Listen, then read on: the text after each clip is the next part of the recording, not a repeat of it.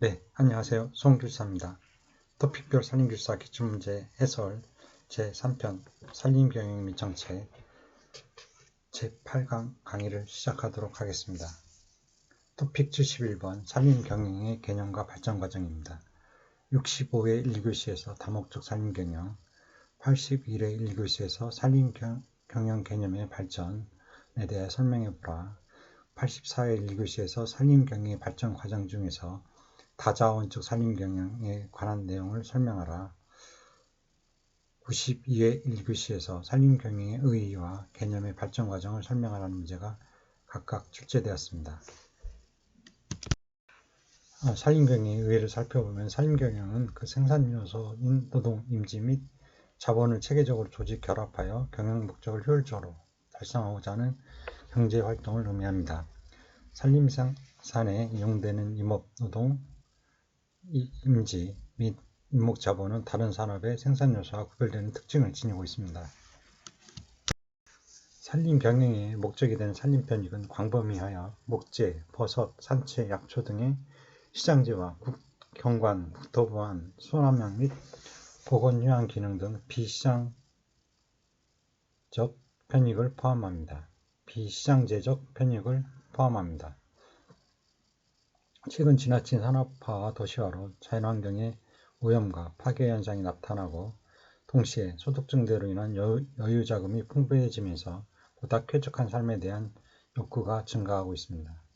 따라서 산림경영은 산림생태계의 생물, 물리화학적 특성과 산림편익에 대한 사회적 수요를 당시에 고려하여 최선의 산림경영법을 설정하고 그 목표 달성을 최적화하기 위한 여러 가지 의사결정을 요구합니다. 경영 대상이 되는 산림의 생물, 물리학, 화학적 특성은 경영의 자연환경 조건이 되고 산림의 편익에 대한 사회적 수요 및 제도적 특징은 사회경제적 조건이 되어 경영조치의 사정과 함께 전체적인 경영 환경을 구성합니다. 산림경영은 사회적, 환경경관적, 경제적 요소를 종합적으로 고려해서 합리적인 방향으로 경영을 추구하는 지속가능한 산림경영을 궁극적인 목표로 하는 것입니다. 산림경영의 발전 과정을 살펴보면 먼저 보석수확 단계, 다음 다목적 이용, 그리고 다원적 산림경영, 그리고 지속가능한 산림경영으로 과정 단계를 거쳐 발전을 하였습니다. 먼저 보석수확은 17세기 근대 임업이 시작된 이후 산림경영의 중심적 개념은 보석수확이었습니다. 보석수확은 독일 임업인 조지 라운딩 하르티가 제안하였습니다. 보석수확은 목재를 현재뿐만 아니라 미래에도 지속적으로 공급하기 위해서는 벌채량이 생장량을 초과해서는 안 된다는 개념으로 산업혁명 이후 재련공장, 조선제 등으로 목재 수요가 급격히 증가하면서 목재 기근을 경험한 서구 여러 나라에게는 목재의 영속성과 안정적 공급의 실현을 위한 이론적 토대가 되었습니다. 그러나 보석수확의 개념은 기본적으로 물질 생산을 기초로 한 것으로서 이것만을 강조하다 보면 산림의 복합성이 간과되기 쉬우므로 임목벌채가 산림의 공익적 기능에 미치는 영향이 무시되는 단점이 있습니다. 다목적 이용 산림경영은 20세기에 들어 서구 세계에서 진행된 산업화의 결과로 발생한 산업공해, 도시화에 따른 생활환경의 악화, 그리고 소득과 여가시간의 증대에 따른 산림 휴양의 수요 팽창은 기존의 목재 공급원으로서의 산림에 대한 사회적 가치와 인식을 변화시켜 산림의 물질 생산 기능뿐만 아니라 공익 기능의 제고가 산림 경영의 주요 개념으로 떠오르게 되었습니다. 즉 다목적 이용의 시대입니다. 공익 기능에 대한 사회적 수요의 증대를 수용하기 위한 다목적 이용 멀티플 유스의 개념은 1960년 미국에서 다목적 이용 보석 수확 법안 멀티플 유스 서스테이니드 일드 액트가 제정되면서 제도화되었습니다.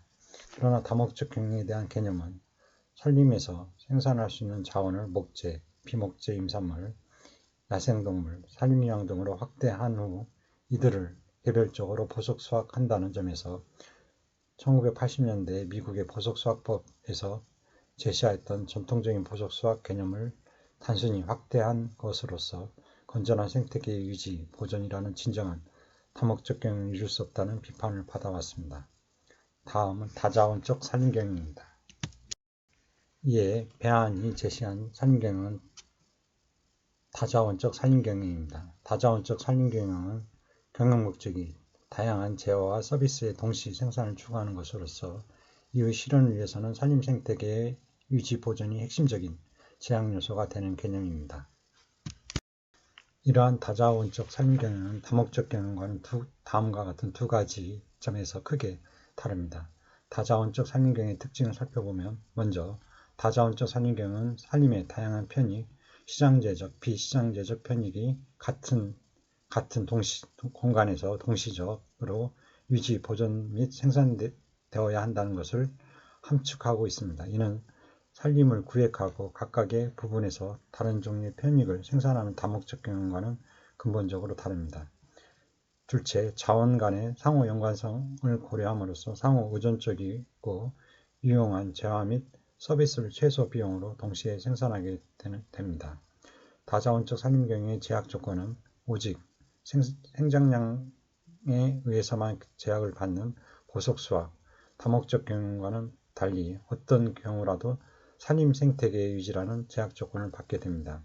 그 결과 재화 및 서비스의 생산조합이 변화될 수 있지만 가치의 흐름은 지속됩니다. 다음 지속가능한 산림경영은 1992년 유엔 환경개발회의를 계기로 지속가능한 발전의 주요 요소 중 하나로 인식된 산림경영은 지속가능한 산림경영입니다. 즉 유엔 환경개발회의에서 채택된 산림원칙에서 산림자원 및 임지는 현재 및 미래 세대의 사회적, 경제적, 생태적, 문화 및 정신적 수요를 지속적으로 충족시킬 수 있도록 경영돼야 한다고 명시되어 있습니다. 이는 산림에 대한 인식을 경제적인 역할에 한정하지 않고 사회적, 경제적, 생태적, 문화 및 정신적 역할로 인식하였다는 것을 의미합니다. 지속가능한 산림경영에 대한 정의는 서로 상이한 사회 경제적 여건 및 산림 상황을 반영하므로 일률적으로 내리기가 곤란합니다. 그러나 생태적, 경제적 및 사회적 측면이 지속가능한 산림경영의 기본적 요소라는 것에는 공감하는 것으로 보이며 보편적으로 현 세대 및 미래 세대의 편익을 위하여 생태적, 경제적, 사회적 및 문화적 기회를 제공하고 동시에 산림 생태계의 장기적인 건강성을 유지, 증진시킨다는 것으로 정의하고 있습니다. 알스톤은 지속가능한 산림경영을 산림생태계의 다양성 및 장기적 통합성의 유지를 목적으로 하고 있다고 함으로써 더한층 생태적인 측면을 강조하는 개념으로 보고 있습니다. 이상 내용은 신고 산림경영학 46쪽을 참고하시기 바랍니다. 토픽 72번 산림경영의 기준입니다.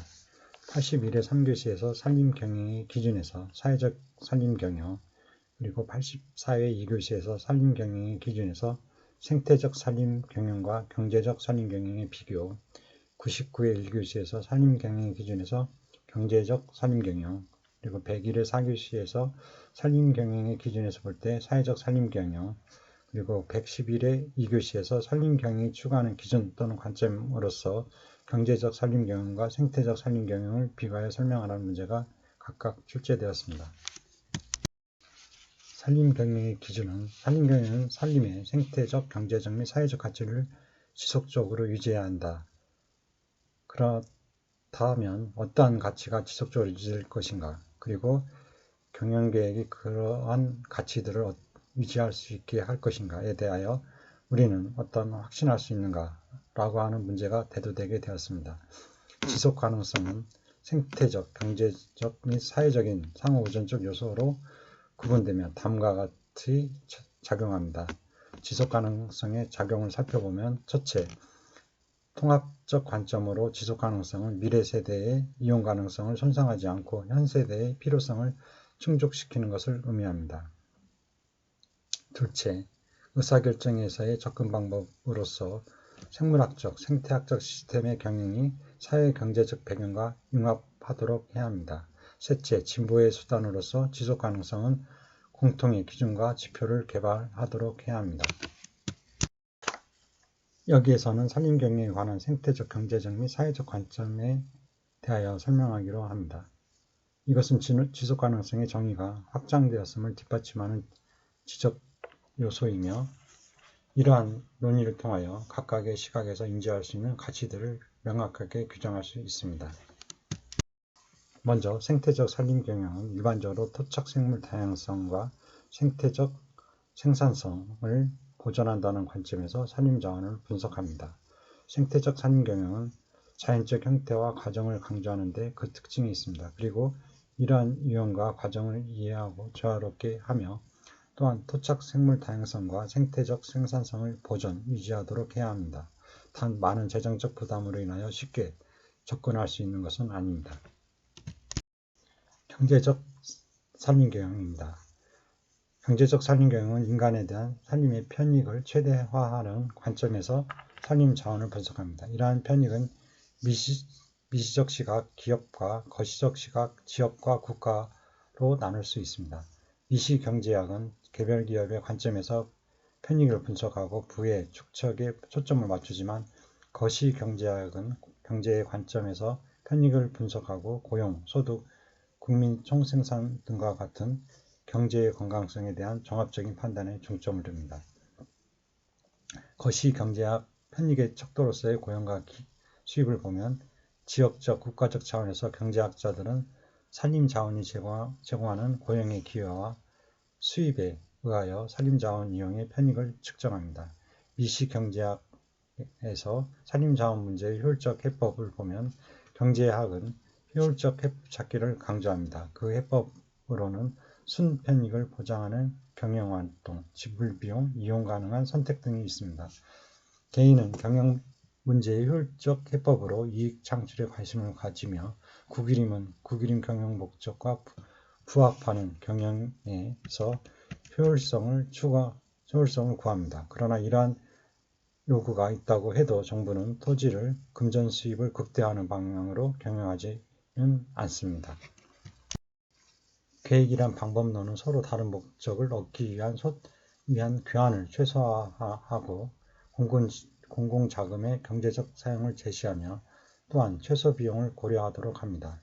대부분의 보존론자들은 자원 분석에 있어서 이와 같은 접근법에는 반대합니다. 그 이유로 산림으로부터 상품 생산만을 정당화하는 분석 방법의 편향성을 들고 있습니다. 그러나 경제학자들은 효율성 분석이 산림경영에 중요한 기능을 가진다고 주장합니다. 그것은 효율성 분석이 다른 방법에 존재할 수 있는 갈등을 경감시킬 수 있다고 믿기 때문입니다. 또한 산림경영 예산의 집행에 있어서 관리자는 자신이 자원을 낭비하지 않는다는 것을 입증해야 할 필요가 있습니다. 따라서 효율적 분석은 경영자로 하여금 이러한 증명을 용이하게 하는 데 도움이 됩니다. 다음 사회적 산림경영은 최근 산림경영을 계획하기 위한 지적구조가 세 번째로 추가되었습니다. 이것은 사회적 산림경영이라는 새로운 접근법입니다. 사회적 산림경영은 산림자원을 사람들과 지역사회의 복지, 웰빙을 유지하는 관점에서 해석합니다. 이와 같은 사회적 지속성의 개념은 농촌 개발의 결과 경제성장이 실패하는 것을 주목한 세계환경개발위원회 WCED에 의하여 받아들여지면서 환경훼손의 문제가 사회적 요인이라는 인식이 증가하게 되었습니다.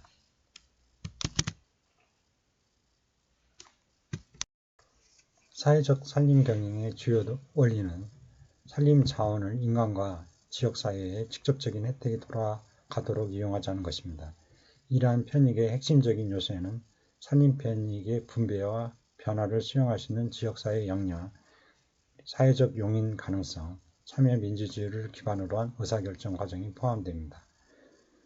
이에는 산림편익의 분배, 변화를 수용하는 지역사회 역량, 그리고 사회적 수용성, 참여민주주의, 사회적 전망과 산림경영의 통합이 있습니다.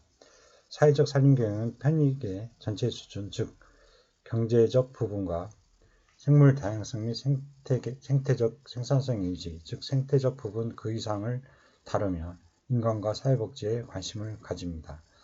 따라서 사회적 산림 경영의 상당 부분은 의사결정의 방법과 그것이 산림의 내부 및 주변 사람들과 그 지역사회에 어떻게 영향을 끼치는가를 다루는데 그 범주는 다음과 같습니다.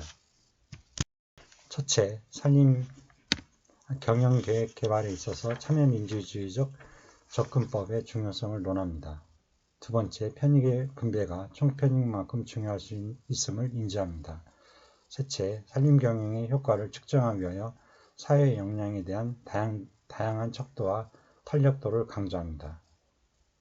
다음 세 번째, 경제적, 생태적 산림 경영의 비교입니다. 산림 경영계획에 대한 최근 연구는 어떤 목표의 달성이 다른 목표의 달성을 억제함으로써 극대화되는 경제학적 접근법을 강조하고 있습니다. 이러한 분석에 의하여 사람들이 추구하는 목표들이 표면적으로 드러나게 되며 그 계획 과정은 상호 간의 관계를 정량하게 하고 서로 다른 목적을 동시에 추구하는 것은 한계가 있음을 알 수 있습니다. 그러나 이러한 계획의 경제학적 및 공학적 성향은 많은 비용을 초래합니다. 즉 생산성의 효율성이 강조되면서 자연적 파괴 양상들은 경영 요소의 일부로 인식하게 되었고 생태학자들이 지지하는 중요한 접근법들이 무시되거나 경시되었습니다. 생태학적 개념을 산림계획에 통합시키려는 시도는 생물 다양성이라고 하는 새로운 재화를 산출하였습니다. 생물 다양성은 산림계획의 새로운 제약 요건으로 작용하게 되었습니다. 그러나 경제학자들은 이러한 접근법을 혁신적이라고 보는 반면 많은 생태학자들에게는 그다지 호응을 얻지 못하였습니다. 경제학자들과 생태학자들의 관점의 차이는 계획과 관리에 있어서도 그대로 반영됩니다. 서로 다른 관점들을 비교해보면 표와 같습니다. 먼저 경제적 산림 경영은 투입량과 산출량에 중점을 둡니다. 그리고 알고 있다는 것을 강조하고 상대적 단기성에 중점을 둡니다. 목표에 대하여 최대 업적을 낼 수 있는 계획을 찾습니다.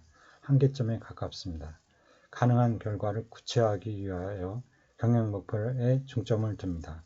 재난, 화재, 홍수 등의 재난을 무시하는 경향이 있고 기술적 향상을 신뢰합니다. 이에 비해 생태적 산림 경영은 조건과 과정에 중점을 둡니다. 알지 못하는 것을 강조하며 상대적 장기성에 중점을 둡니다. 불확실성을 고려하여 목표의 중간 정도의 업적을 낼 수 있는 계획을 찾습니다. 한계점에서 멉니다. 가능한 결과를 구체화하기 위하여 교란의 영역에 중점을 둡니다.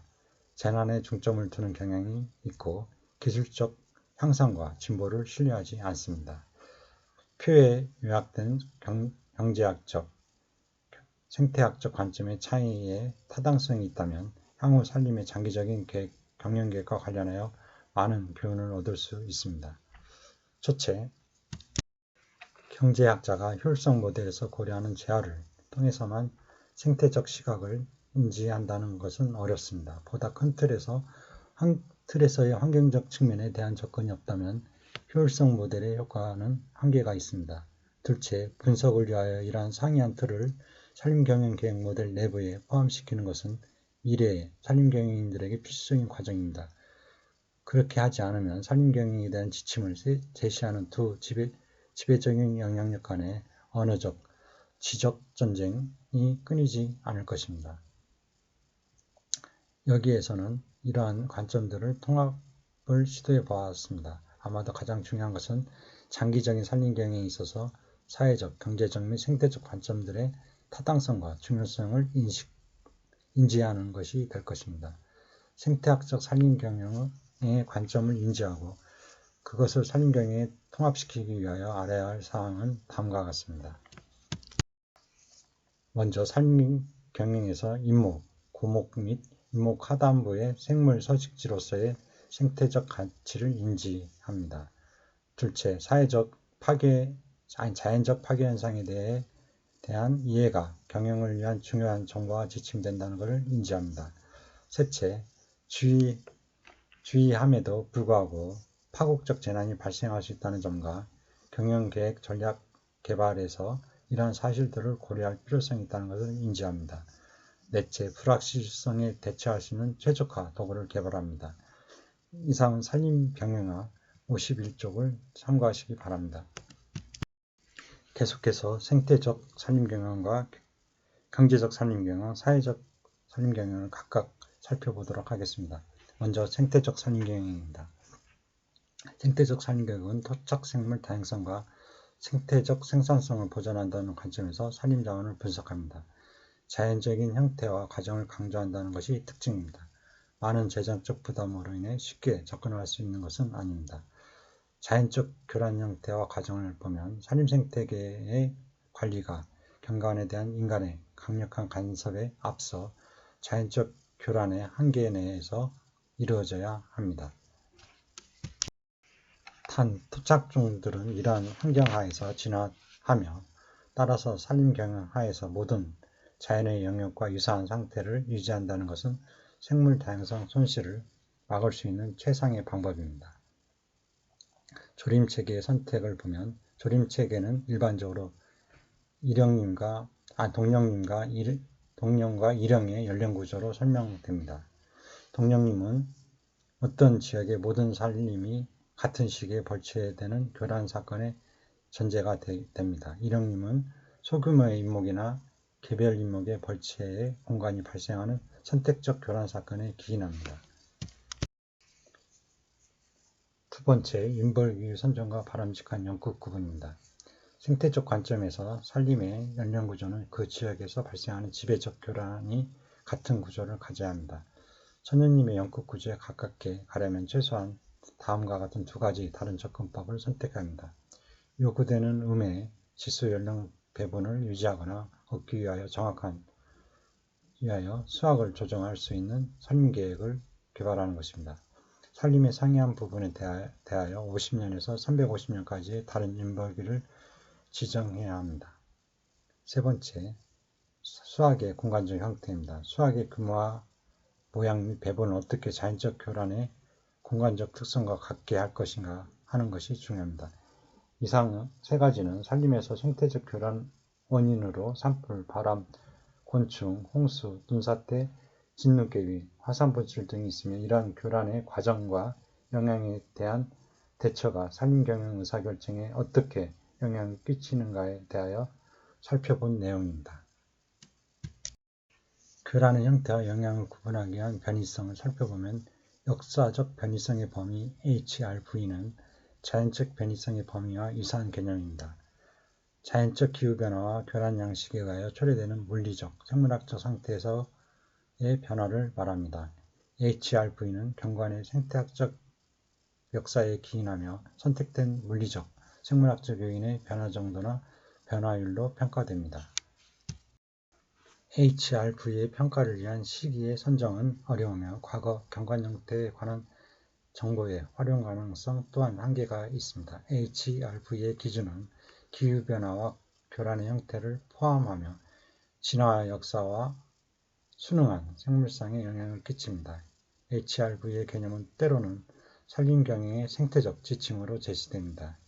HRV의 개념에 대한 논쟁은 HRV가 콜럼버스 이전의 상태로 회귀하는 경관을 의미한다고 염려하고 있습니다. 역사적 변이성의 범위 HRV는 Historical Range of Variability로 인간의 간섭이 본격화되기 이전, 즉 산업화 이전 또는 자연상태 이전의 생태계의 구조, 과정, 구성 요소들이 시간에 따라 어떻게 변화해 왔는지를 나타내는 범위를 의미합니다. 즉, 자연 상태에서 이 생태계가 원래 어느 정도까지 변동했는가를 과거 기록이나 자료를 통해 추정한 값이라고 할 수 있습니다. 다음 경제적 산림 경영을 살펴보면 인간에 대한 산림의 총편익을 최대화하는 관점에서 산림 자원을 분석합니다. 거시경제학 편익의 척도로서 고용과 수입 측면의 거시경제학은 지역적, 국가적 차원에서 산림 자원이 제공하는 고용의 기여와 수입에 의한 산림자원 이용의 편익을 측정합니다. 투자 환경의 위치와 관련하여 고용과 수입의 안정성 여부에 따라 경제적 상태를 평가합니다. 그리고 산림자원 문제의 효율적 해법 방향인 미시경제학은 효율적 해법 찾기를 강조하는데 그 해법으로 순편익을 보장하는 경영활동, 지불비용, 이용 가능한 선택 등이 있습니다. 경제학자들은 효율성 분석이 산림경영에 중요한 기능을 가진다고 주장하는데 그것은 효율성 분석이 다른 방법에 존재할 수 있는 갈등을 경감시킬 수 있다고 믿기 때문입니다. 몬타그메리의 효율성 경제 곡선은 곡선의 안쪽은 비효율성을 보여주며 곡선의 바깥쪽은 실행 가능한 것입니다. 몬타그레의 효율성 경제 곡선 벡트 프로트 커브는 통계적 실험 계획법 DOE에서 자주 언급되는 개념으로 실험의 효율성과 비용 간의 균형 관계를 시각적으로 나타내는 곡선입니다. 실험 설계의 최적성을 평가할 때 중요한 기준으로 또 사용됩니다. 순현재가 net value는 경제적 산림경영은 산림자원의 이용이 인간에게 주는 순편익을 할인된 순가치로 측정하는 것입니다. 순현재가는 산림자원 이용에서 나오는 비용과 수익을 할인한 가치를 말하며 이것은 순편익을 평가하는 데 사용됩니다. 순현재가를 극대화한다는 것은 산림경영의 모든 경제적 목적을 나타낸다고 할 수 있습니다. 순현재가 계산은 복리를 사용하며 동등한 조건에서 다른 시기에 발생한 비용과 수입이 계산 인자가 됩니다. 일반의 할인율 하에서 임목은 요령이 되기 전에 재정적으로 성숙기에 이릅니다. 생물 다양성 증진을 위한 비용 평가를 보면 실질적으로 비용 편익 분석은 시장에서 거래되는 자원에 주로 적용하거나 유사시장 제적 가치가 인정되는 자원에 활용됩니다. 따라서 생태계 또는 생물종 보존과 관련해서는 산정하는 데 어려움이 따릅니다. 생물 다양성과 같은 비시장적 편익은 직접적으로 금원화할 수 없을 경우 생물 다양성을 생산하는 비용의 평가에 의하여 산정할 수 있습니다. 게다가 환경적 편익을 제공하는 어떤 수단은 다른 어떤 수단보다 더 효율적입니다. 이러한 개념을 설명하기 위하여 생물통로를 검토할 필요가 있습니다.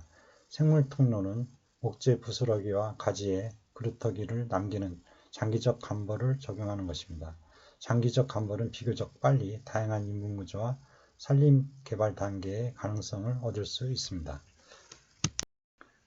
사회적 산림경영입니다. 사회적 산림경영은 산림자원을 사람들과 지역사회의 복지를 유지하는 관점에서 해석합니다.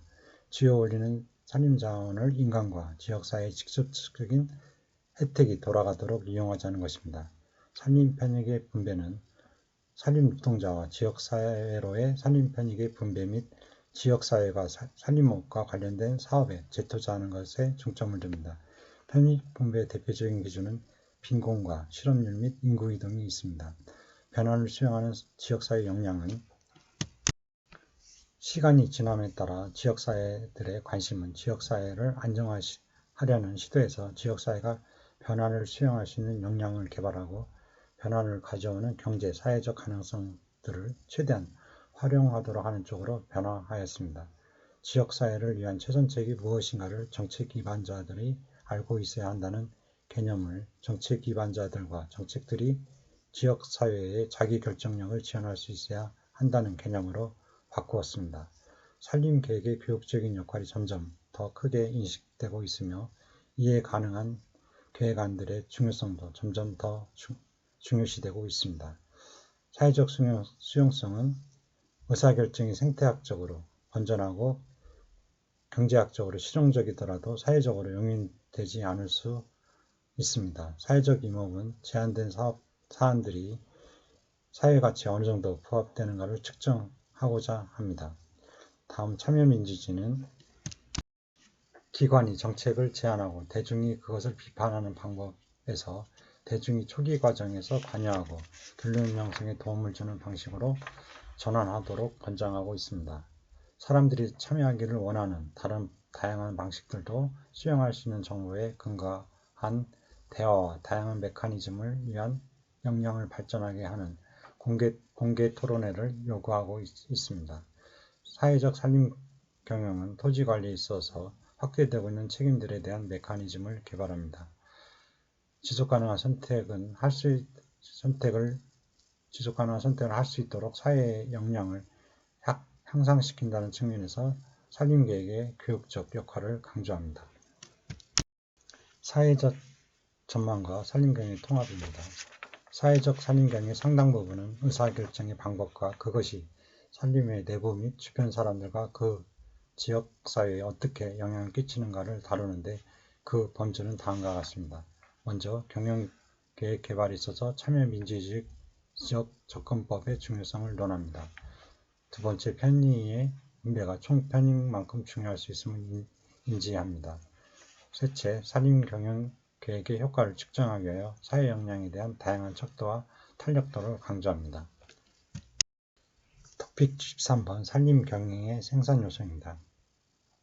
120회 사교시에서 산림경영의 생산요소를 설명하라는 문제가 출제됐습니다. 산림경영의 정의를 살펴보면 일반적으로 경영 매니지먼트란 용어는 매우 보편적으로 사용되고 있지만 오늘날까지 보편적으로 인정되는 정의는 없습니다. 몇몇 학자들의 정의에 하면 경영이란 조직의 목적이나 목표를 달성할 수 있도록 사람들에게 방향을 제시해주는 활동의 형태 또는 과정이라고 정하고 있습니다. 또한 경영은 의미가 있는 조직 목표를 성취하기 위해 가능한 가장 효율적인 방법으로 조직의 일을 계획하고 조직하고 지휘하고 통제하는 활동이라고 정의하고 있습니다. 또한 경영이란 산출물, 제품과 서비스를 생산하려는 목적으로 투입물, 인적 자원과 경제적 자원을 할당하는 과정이라고도 정의하고 있습니다. 산림 경영의 요소를 살펴보면 그림과 같이 경영 대상지, 산림 경영 요소는 그림과 같이 경영 대상지, 경영 주체, 경영 목표, 경영 성과로 크게 나눌 수 있습니다. 경영 대상지는 일반적으로 경영 성과를 도출하기 위한 그 대상지인 산림 또는 산지를 말합니다.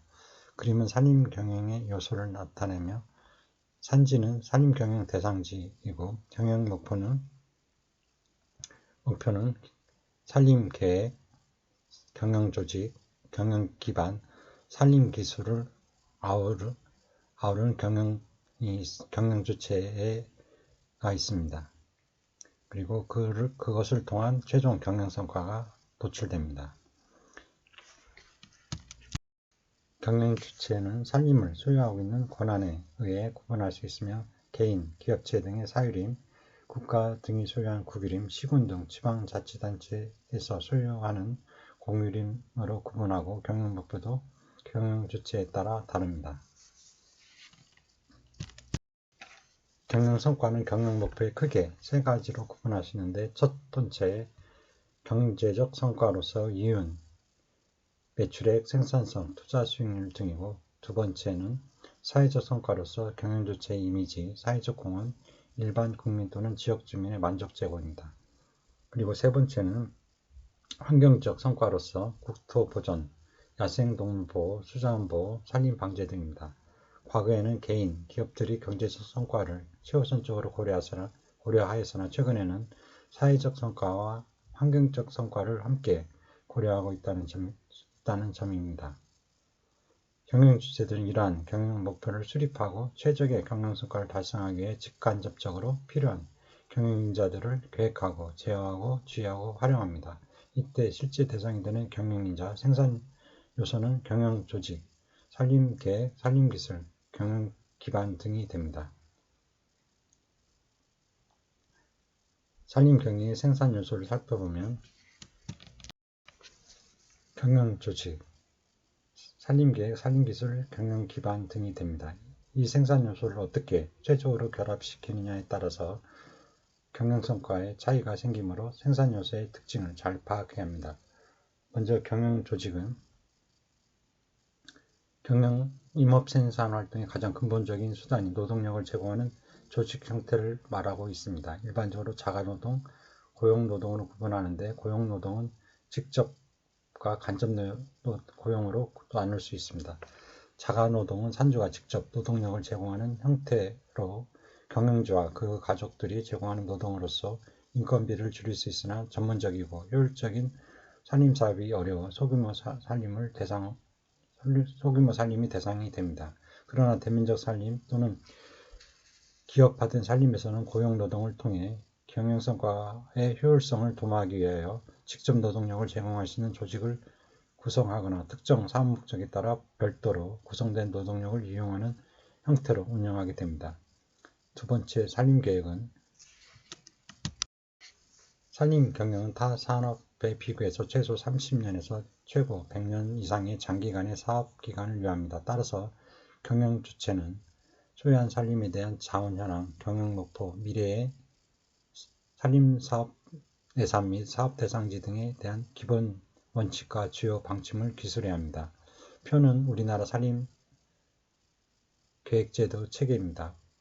산림기본계획은 산림청장이 전국 단위로 10년 주기로 작성합니다. 지역산림계획은 국이림의 경우 지방 산림청장이 관리권역으로 10년 단위로 작성하고 도광역시의 지역산림계획은 10년 단위로 시도지사가 작성합니다. 국이림 종합계획은 국이림 관리소를 주체로 10년 단위로 국이림 관리소장이 작성하고 시군 종합계획은 시장군수가 10년 단위로 산림경영계획은 국이림은 국이림 관리소에서 임소반별로 10년 단위로 지방청장이 그리고 사유림은 산림 소유자가 필지별로 시장군수가 승인합니다. 국가 단위에서는 산림청에서 수립하는 10년 단위 산림기본계획이 있으며 도광역시 그리고 지방산림청 차원에서 수립하는 10년 단위 지역산림계획이 있습니다. 시군 단위에서 자체적으로 지역사회 여건 및 특성을 고려하여 시군 종합계획을 수립할 수 있고 이 계획은 비법정 계획입니다. 국이림 관리소에서는 경영계획구 단위로 국이림 종합계획을 수립하고 있으며 국이림의 지역주민 소득 증대 및 활용을 적극적으로 유도하고 있습니다. 세 번째, 산림기술은 경영성과를 창출하기 위해 적용되는 기술을 말하는데 보편적으로 임목생산을 중심으로 조림기술, 숯가쿠기 육림기술, 벌채기술, 수학기술 등을 포함합니다. 또한 이러한 경영기술을 적용하기 위한 중요한 결정인자로서 수종, 벌기령, 작업방법 및 수확방법 등이 있습니다. 먼저 수종은 장기수, 속성수, 유실수, 벌기령은 장벌기, 단벌기, 작업방법에는 개벌, 산벌, 택벌, 모수가 있으며 수확방법에는 보석과 간단작업이 있습니다. 따라서 경영주체는 경영성과를 높이기 위하여 경영목표에 맞는 기술을 적용, 운영해야 합니다. 산림재해에 관련된 산림병의 규정, 산불, 토사유출 등은 방제기술에 해당합니다. 또한 목재를 이용 및 활용하기 위한 목재 가공, 이용 기술 등이 있으며 산림부산물 생산에 관련해서는 단기소득 작물 재배 기술 등이 있습니다. 넷째, 경영기반은 크게 고정자본재와 유동자본재로 구분됩니다. 고정자본재는 임지, 건물, 기계, 운반시설, 제재 설비, 임도, 임목 등이 있으며 유동자본재에는 종자, 묘목, 약재, 비료 등이 있습니다. 경영주체에 따라 고정자본재와 유동자본재의 보유조건이 다르기 때문에 적절한 경영방식을 채택하는 것이 중요합니다.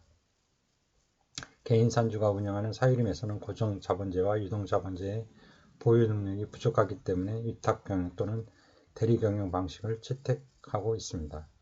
이상은 임업기술 핸드북 1453쪽을 참고하시기 바랍니다.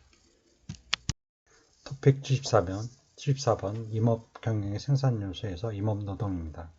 69회 2교시에서 임업노동의 능률을 향상시킬 수 있는 방법, 그리고 75회 2교시에서 임업노동량의 체계적인 양성방안, 92회 3교시에서 우리나라 임업노동력 대책으로 노동력의 종류 및 특성, 향상 방법에 대해 설명하라 그리고 135회 1교시에서 임업노동의 특성과 능률 향상 방안이 각각 출제되었습니다. 임업경영의 생산 요소를 살펴보면 크게 노동과 생산수단의 두 가지로 나눌 수 있으며 생산수단은 임지와 자본제로 구분됩니다. 임업생산은 이들 생산 요소를 어떻게 잘 결합시키냐에 따라서 경영성과에 차이가 생기므로 생산 요소의 특성을 잘 알아야 합니다. 임업노동의 종류를 살펴보면 임업은 자연력에 의존하는 정도가 크기 때문에 단위 면적당 노동력의 투입은 타 산업에 비해 훨씬 적습니다. 임업노동도 농업과 마찬가지로 자가노동과 고용노동으로 구분되는데 자가노동은 경영주와 그 외에 가족노동이고 고용노동은 경영주가 타인을 고용하는 노동입니다. 임업노동은 조림 육성 과정과 벌채 운반 과정의 노동으로 나뉘어지는데 조림 육성 노동은 일반 농업적 노동이므로 농촌 노동력을 이용할 수 있으나 벌채 운반 노동은 특수 기술을 필요로 하므로 별도로 작업단을 이용하여야 합니다. 이들로 하여금 임업노동을 전담하도록 하려면 작업을 끊임없이 유지하여 이들의 생계가 가능하도록 하여야 할 것입니다. 일반적으로 노동은 자가노동과 고용노동으로 구분되는데 자가노동은 일을 할 수 있는 경영주와 그의 가족노동을 말합니다. 자가노동은 감독할 필요가 없고 창의성이 풍부하여 능률이 높습니다. 이에 반하여 고용노동은 임금제 노동과 성과급 노동으로 나뉘는데 전자는 수동적이고 소극적인 경향이 있는 반면 후자는 속도는 빠르지만 작업의 정밀도를 기하기 어렵습니다.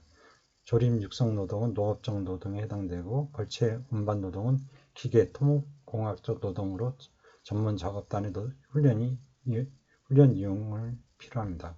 자가노동은 경영주 및 가족노동, 감독 필요 없고 창의성 노동 능률이 높습니다. 고용노동은 임금제 노동은 수동적이고 성과급 노동은 속도는 빠르나 정밀도가 낮습니다. 임업은 험준한 넓은 산림을 대상으로 경영되지만 노동력 비율이 적은 산업이며 임업 경영 규모가 작아서 기계의 연속 가동 일수가 짧습니다. 이러한 성질로부터 노동의 기계화는 일반적으로 제약을 받게 됩니다. 따라서 국가의 임업기계를 이용하고자 할 때에는 공동으로 구입해서 사용하는 것이 바람직합니다. 그런데 특수한 기술노동이 아닌 조림 육성 노동도 그 인력난이 문제시되고 있습니다. 최근 우리나라는 고도 공업화의 영향으로 농촌의 젊은 노동력이 도시로 유출되고 농촌의 노동력은 노령화되는 경향이 날로 심각해지고 있어서 임업 노동력의 조달 대책이 근본적으로 강구되어야 할 것입니다. 특성 및 문제점으로 임업 노동의 일반적인 특성을 들면 다음과 같습니다. 산림 면적이 넓고 험하기 때문에 필요한 자재의 수송이 어렵고 작업 감독이 곤란합니다. 둘째, 작업 장소인 산림까지의 이동 시간이 길어서 실제 작업 시간이 짧고 산림이 험함으로 노동을 전략하기 위한 기계의 도입이 어려울 뿐만 아니라 임업 경영 규모가 작아서 기계의 연속 가동 일수가 짧습니다. 그러므로 기계를 구입할 때는 공동으로 구입하여 사용하도록 해야 합니다. 단위 면적당 노동량이 적으므로 노동 분쟁과 같은 번거로운 일이 없습니다. 농업 노동력을 벌채 운반 노동에 이용하려면 별도로 훈련을 시켜야 합니다. 조림 육성 노동은 대개의 경우 농업의 잉여 노동력을 이용하므로 산림 작업을 농한기에 배분하도록 하여야 합니다. 임업 노동의 능률 향상 방안을 살펴보면 근래 산업화에 따라서 젊은 농촌 노동력이 도시로 이출되고 농촌 노동력이 점차 노인화, 부녀자화되는 경향이 심하므로 임업 노동의 능률 향상을 도모하는 대책이 시급합니다. 임업 노동의 능률을 향상시킬 수 있는 방법을 들어보면 다음과 같습니다. 첫째, 노동기구의 개량 및 기계화입니다.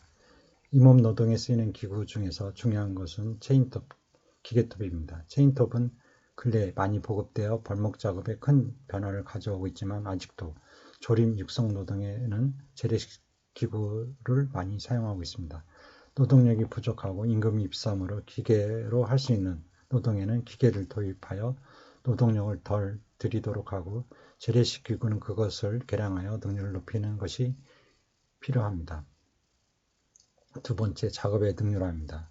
작업의 능률을 높이기 위해서는 종래의 작업 방법을 개선하는 일과 작업을 간소화하는 방법이 있습니다. 식재 도구를 개량하여 한 번에 구덩이를 파고 심는 방법을 개발하거나 재벌할 나무를 완전히 절단하지 않고 절반 정도 절단하여 눕혀두고 완전히 고사하지 않도록 하면 맹화가 덜 발생하므로 노력을 절약하면서 더 좋은 효과를 얻을 수 있습니다. 셋째, 작업의 공동화입니다. 작업을 공동으로 하면 노동 능률을 높일 수 있습니다. 공동 작업을 할 경우에는 몇 단계의 노동 과정으로 나누어 협업하도록 하면 작업을 익히는 데 유리하고 또 노동 능률을 높이는 데에는 효과적입니다.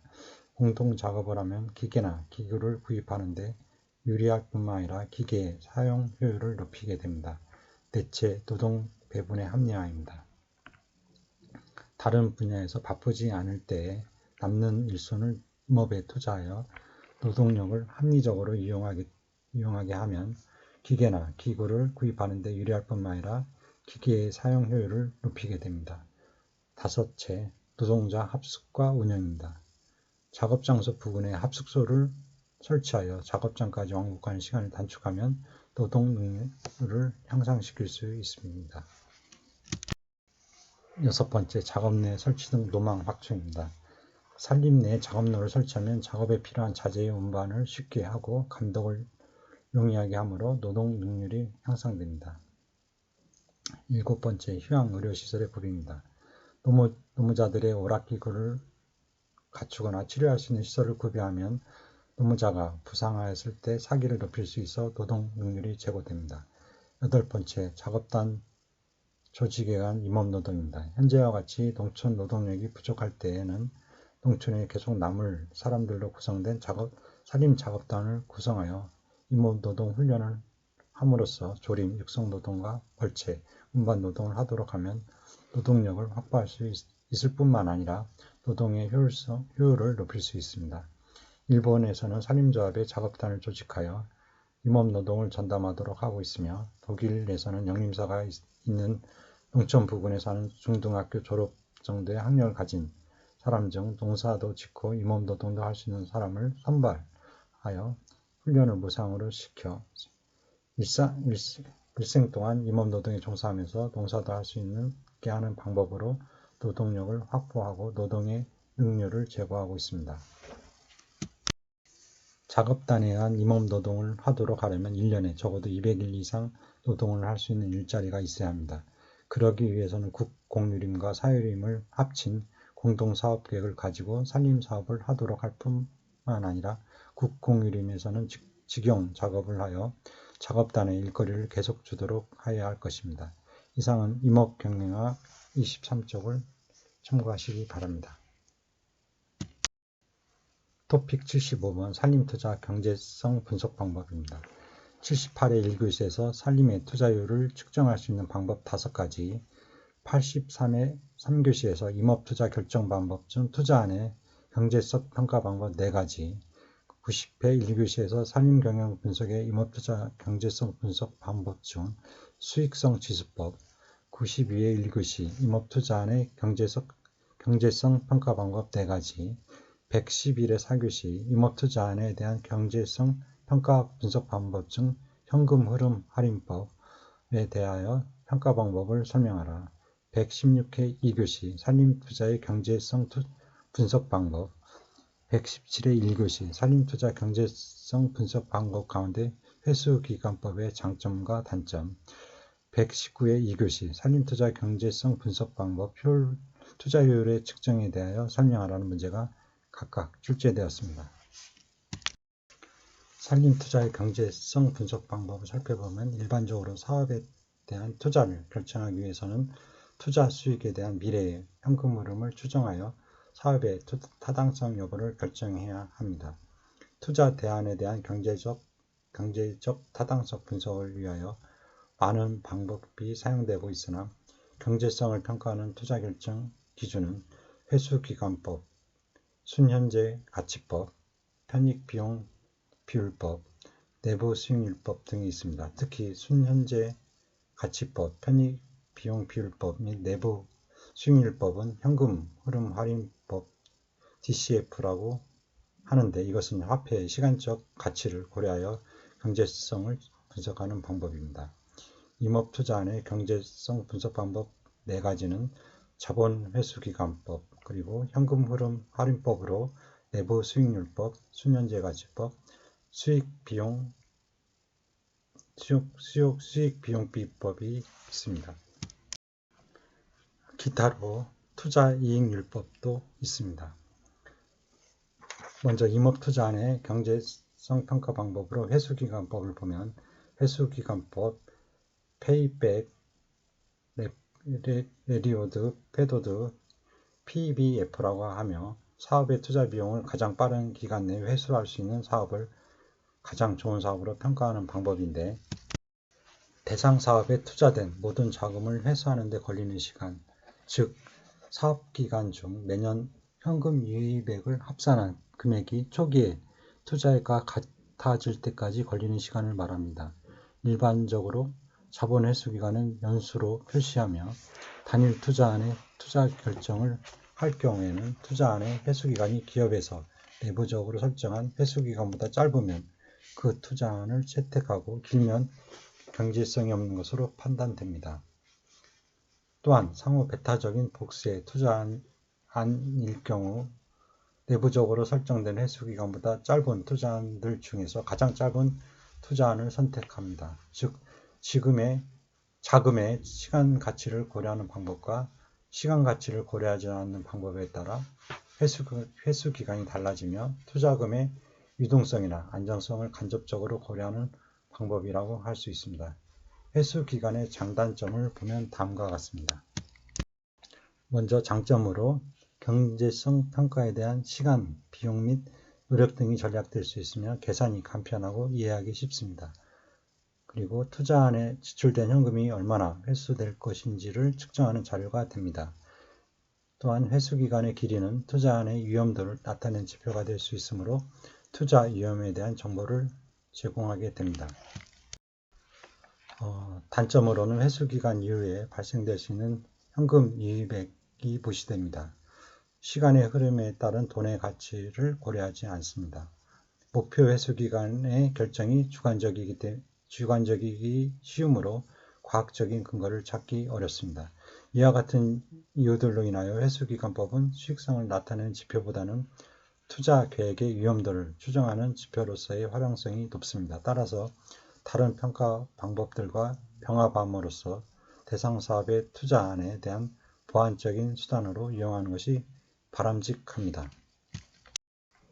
순현재가치법을 살펴보면 순현재가치법은 Net Present Value 메소드로 NPV라고 하며 사업 편익의 현재가치 총계에서 비용의 현재가치의 총계를 공제한 순차액을 말하는데 투자 사업의 전기간에 걸쳐 발생하는 순편익의 합계를 현재가치로 환산한 값입니다. 즉 순후생의 최대 현재 가치 기준은 투자 사업에서 나오는 순편익의 흐름을 현재가치화하여 합산한 것입니다. 이 계산 결과가 정 플러스 2의 수치가 나오면 적용된 할인율 하에서 투자할 가치가 있는 사업으로 평가되고, 만일 부 마이너스의 수치가 나오면 투자 대상으로서의 가치가 없는 사업으로 판정합니다. 이 방법은 계산 과정이 간단한 이점이 있으나 계산에 적절한 할인율을 사용하여 시간의 흐름에 따라 순편익의 가치를 할인해 주어야 하므로 어떤 수준의 할인율을 적용하느냐가 매우 중요한 관건이라고 할 수 있으며 다음과 같은 계산식으로 나타낼 수 있습니다. NPV는 식에서 B는 T 시점에서의 발생한 수익가치, 그리고 C는 T 시점에서 발생한 비용가치, 그리고 R은 할인율 디스카운트 레이트, 그리고 N은 사업의 내용 연수를 말합니다. 투자 사업으로 인하여 경제의 순후생의 증가가 있으면 NPV가 0보다 크게 나타나고 후생의 감소가 있었다면 0보다 작게 나타나는데 NPV가 0보다 클 경우 일단 투자 사업으로서의 가치를 인정받게 됩니다. 여러 개의 투자 사업들 가운데 NPV의 크기가 가장 큰 사업부터 착수하도록 하는 우선순위를 결정할 수 있습니다.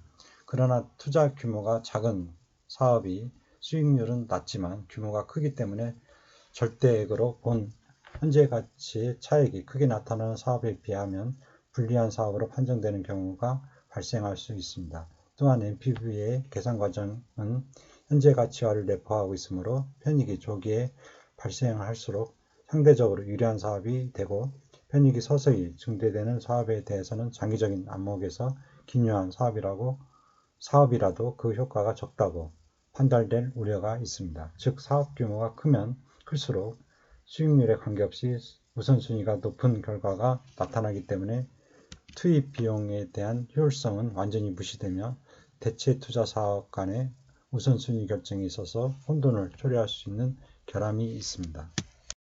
이 방법은 시간의 투자 가치가 미래의 가치를 현재의 가치로 전환할 때 할인하는 할인율과 동일하다는 것을 뜻하며 현재의 가치와 장래 가치와의 관계는 아래 그림과 같이 나타낼 수 있습니다.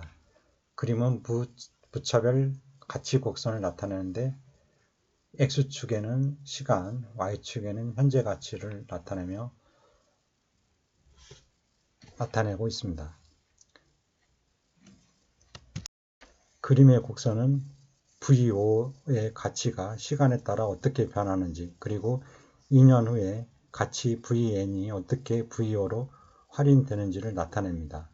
즉 곡선상에서 우상향으로의 이동은 현재의 가치가 장래의 가치로 전환하는 것을 뜻하고 좌하향으로의 이동은 장래의 가치를 현재의 가치로 할인하는 것을 의미합니다.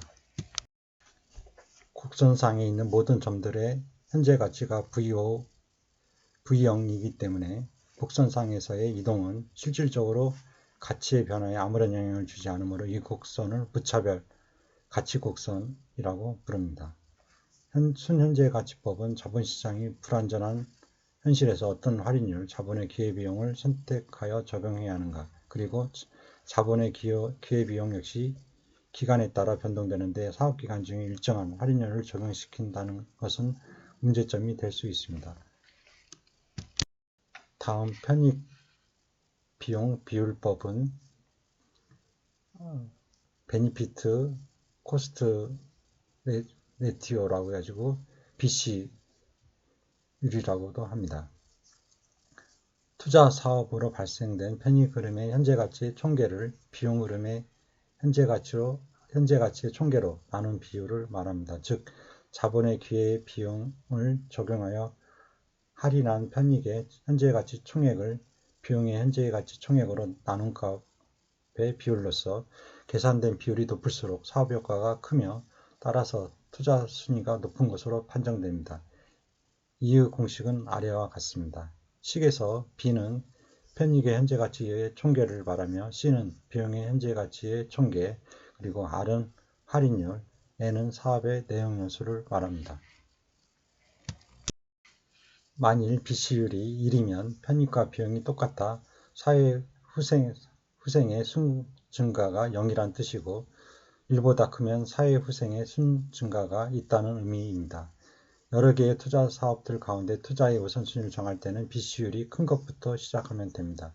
편익 비용 비율법은 투자 규모가 큰 사업에 유리하게 나타나는 순현재가 NPV의 문제점을 피하고 투자 규모가 다른 여러 가지 사업을 객관적인 입장에서 비교하기 위한 방법입니다. 또한 BC율에 의한 사업의 투자 우선순위 결정은 재정 투자의 제약 조건 하에서 투자 비용 단위당 편익을 극대화할 경우에 적용하게 되며 특히 자본이 부족한 후진국에 있어서는 경제 성장을 위하여 이 방법을 응용하는 것이 바람직합니다. 그러나 BC율에 있어서도 NPV 방법에서와 같이 적정 할인율의 결정이 어려우며 계산 과정이 현재 가치화를 내포하고 있으므로 투자 사업의 편익이 조기에 발생할수록 유리한 사업으로 나타나고 편익이 서서히 증대하는 사업에 있어서는 기묘한 사업이더라도 불리하게 판단될 가능성이 있습니다. 다음 네 번째 내부 수익률법입니다. International Rate of Return으로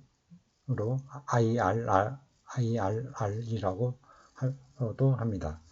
사업에서 발생하는 편익의 현재가치 총계와 비용의 현재가치 총계를 같게 하거나 또는 그 비율을 1로 만드는 할인율을 말합니다. 즉, 연차별 비용의 현재가치 총액과 미래에 있어서